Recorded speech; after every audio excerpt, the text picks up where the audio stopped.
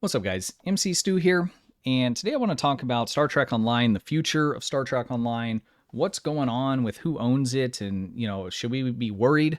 Are we investing a bunch of time and are going to end up being very disappointed very soon? Let's go ahead and talk about that today. So what prompted me to want to make this video is, first off, I run a business. I've been a business owner for years, and the financial side and business side of things really kind of interest me. And so I kind of want to talk about this through that lens, as well as the information that we've been getting.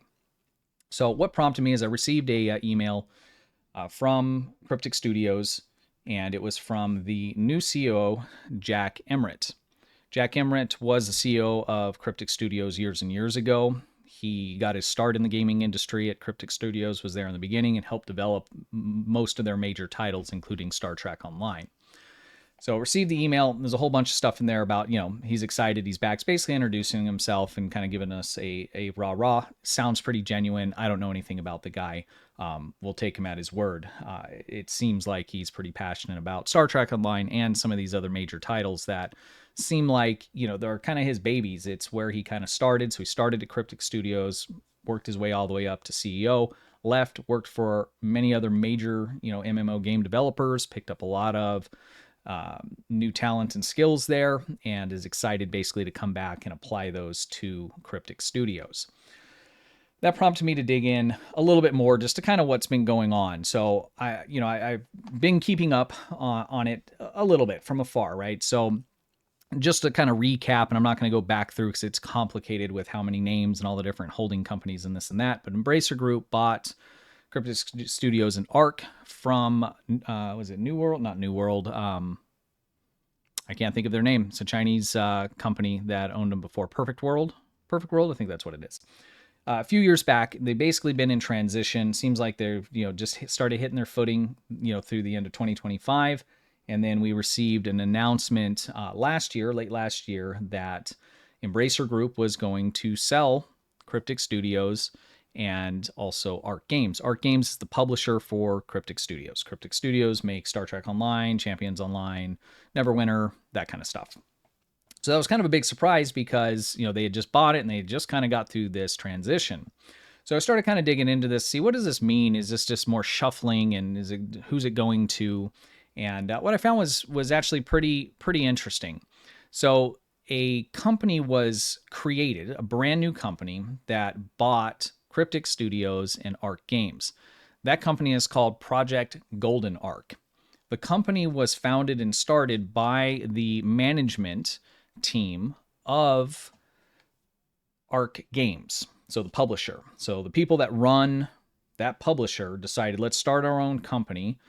I'm assuming it's probably more of a holding company, and let's get financing and let's buy the company we currently work for, which is Arc Games and Cryptic Studios, because they want those games that are being published and developed by those two entities. So that deal went through. It went through for $30 million, and it was backed and partially financed by, it's a Chinese company, and let me see if I can find what they were called. I think it's XB Inc., if I remember correctly, right off the top of my head. They basically backstopped or funded the purchase of it for the management team with their new company, Project Golden Arc, to purchase Arc Games and Cryptic Studios. So I think this is pretty interesting because it's what has me kind of excited about it long term is now the company, now these companies, Arc Games and Cryptic Studios, and I'm just going to start calling it Cryptic Studios because they're just connected, right? So one's the publisher and one is the developer, but they've basically always been together at least for the past decade. Okay, so just to kind of make it easy. So Cryptic Studios is generally who we interact with, deal with in terms of the devs and the live streams and all of those kinds of things. We never really deal with the publisher. So they are now owned by a independent, corporation, Project Golden Arc. And my feeling from this is that they're going to have a lot more flexibility to do the things that they want. Now, I don't know that can be interpreted into the game's going to change majorly, or are we going to get all these things that we wanted done?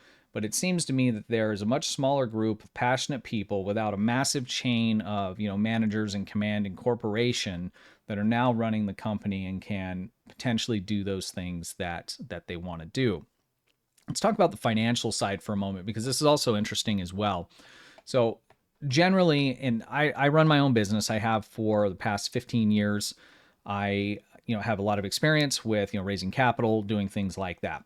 Generally, when you're getting investment loans or those kinds of things, you want to be paid back, the banks or whoever's financing, within 5 to 10 years. 10 is actually a really, really long time.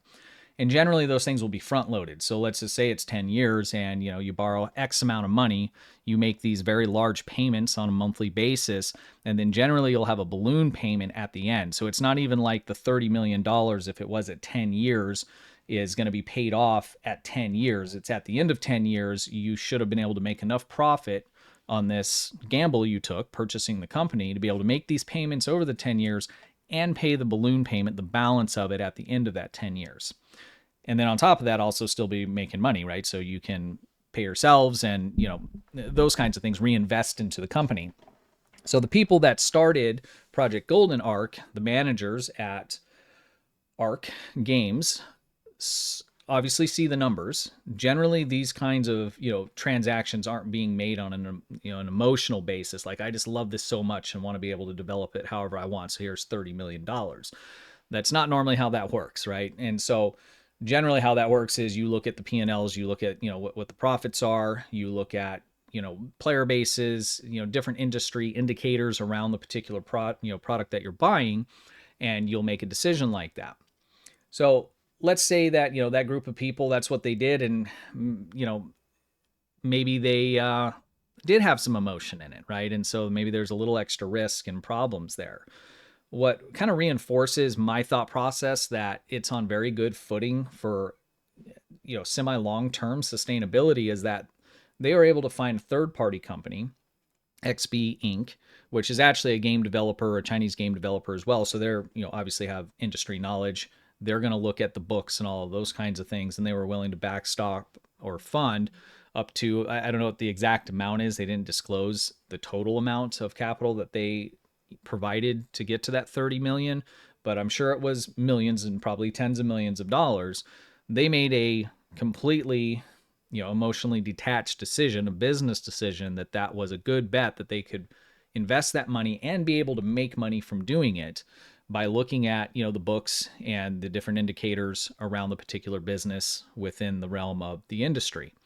So you have multiple layers there. It's not like just a billionaire that just loves it, bought it, and is like, let's go for it, right? Which is really more scary than it is good, because, one guy just rolling the dice could put it out of business real quick. So this purchase, and then in the way that it was done, has me pretty excited in multiple different ways. Number one, I think that the game itself financially and the company financially is in a good position, because you have separate parties that were willing to, in layers, put up a lot of capital in order to purchase them. I'm also excited because now there is not this giant, corporation that owns the game that we like. Because the problem you run into with, a very large corporation owning a game that you like is, number one, they tend to play it pretty safe. You get a lot of manila kind of stuff, right? We don't want to rock the boat. It's making money. Let's leave it alone. The bigger problem is that with companies like Embracer, and it's a perfect example of what we saw there, is that bad decisions were made elsewhere in the company, but have effect on, games and studios that had nothing to do with any of that. And you can say, well, it's not fair and this and that, and that's true, but that's just the way it is, right? So I'm not complaining, but what I'm saying is I'm happy that those kinds of potential liabilities are no longer there, at least currently, with this new company, being that they only own the publisher and the developer now, Arc and Cryptic.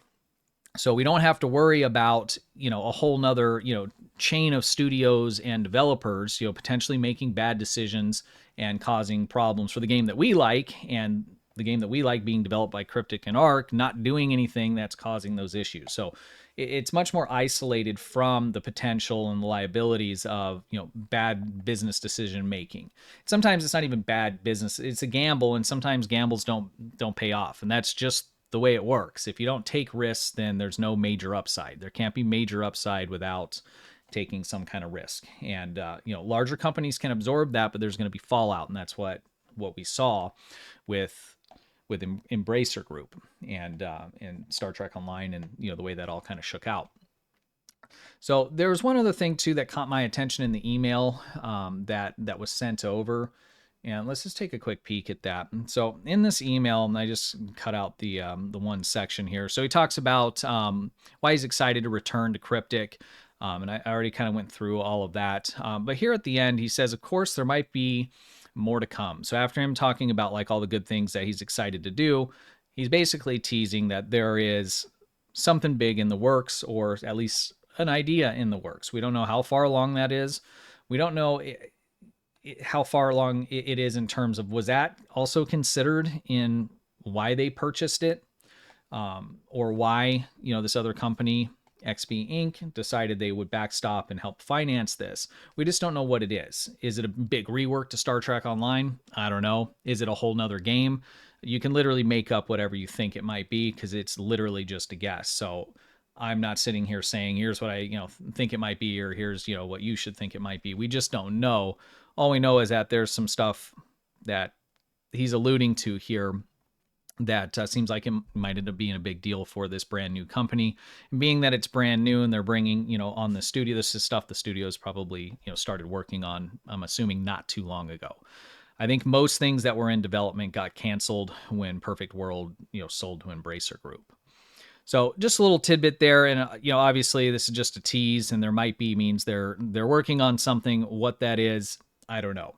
Hopefully it's something for Star Trek Online to, update mechanics or major content releases. I don't know, and I don't know if it's smart for a brand spanking new, company like this to really rock the boat hard. Maybe it makes sense to make sure, the footing's strong and good, which isn't real exciting for players, but financially it might be safer to do that to start with, and then, rock the boat and do some different things. But really what this brought me down to, because what I'm always wondering, because Star Trek Online's been around for so long, is how much longer is it going to be around? I think purely based off of this deal, unless this thing he alluded to is some like groundbreaking thing, that it was really the core of the reason for the investment in the purchase, which I kind of doubt. They have to look at what's currently making the money, not what, something that's in development that hasn't gone live yet, that generally can't be the thing, or it becomes too risky. So based on what they paid for it and what they bought, which is basically Star Trek Online, Neverwinter, and what's the other one, Champions. Star Trek Online we know is their best performer. We've been given that info. It tells me that if they're willing to spend $30 million, and it's got to be paid back in 5 to 10 years at least, then we're going to at least see the game around for probably at least the next 5 years. If I don't want to say 10, because anything can happen in 10, but I'd like to see it around in 10. And in order for that to happen, they would need to do drastic things to the game to continue to retain players. Star Trek Online does a great job. When I first found it, it almost ruined my life, right? I mean, I was just addicted to it. I just couldn't stop. But you get to a point, and it's a massive game. So, I mean, you can play it casually for decades. I played it very intently for, 8-9 years.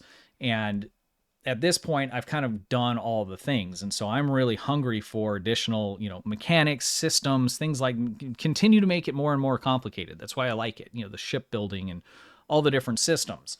So the game is great for brand new players, but if they can find a way to retain, the very, very long-term veteran players, and I know tons and tons of people that they don't hate the game, they're just kind of done all the things. They did all the DPS chasing. They played all the missions. They've done all the stuff.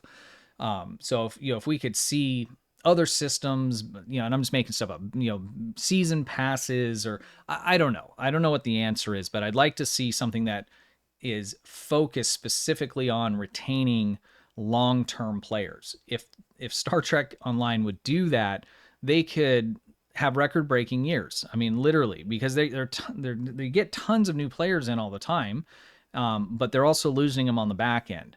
I guess the one other thing that, I would just suggest from a high level is, in the 10 years I've been playing the game, I think I've only seen any kind of advertisement for Star Trek Online that I can say for sure wasn't tied to the fact that, I'm Googling it and things like that all the time. One time. I mean, I would have played the game 5 years before I did if I even knew it existed. I had no idea it existed. And that's one of the craziest things to me that I just can't wrap my head around, why there is no advertising for the game in any kind of meaningful, way. I do a lot of, advertising for my business. And I mean, if they spent the budget I spend, which isn't huge, in my budget is nothing in comparison to what their budget could be, they could like triple the amount of people that play it. I can't understand that. And I hope that they change that, because the more new players, the more engagement we get, the more money that they're able to make, the longer the game will last. And hopefully with having a smaller, passionate team without a massive corporate structure, we'll see a lot more of risk taking, at least in terms of, how the game's being developed, and, kind of shake some things up so that older players can really want to get engaged like they were, when they first started playing or 3 years in. So I don't want to keep on going down that rabbit hole. I'll squirrel out all day long about business, finance, and marketing. But I think if you're someone that's looking at this news, and you've been looking at the news for the past 2 or 3 years, and you have some anxiety because of all the moving around and stuff, provided this new company, from a business management standpoint, does the basics, I think we're going to see Star Trek Online be around for quite a while longer, at least a half a decade, maybe more. That's just my thought. So let me know what you guys think down in the comments. If you made it all the way to the end, I really appreciate you guys for being here. Leave a thumbs up, hit the sub button if you haven't already. Check out our Discord server. Need help with the game, information. It's a very large community there, and everybody is welcomed. And yeah, thank you guys. I appreciate you. Until next time, you have a good one.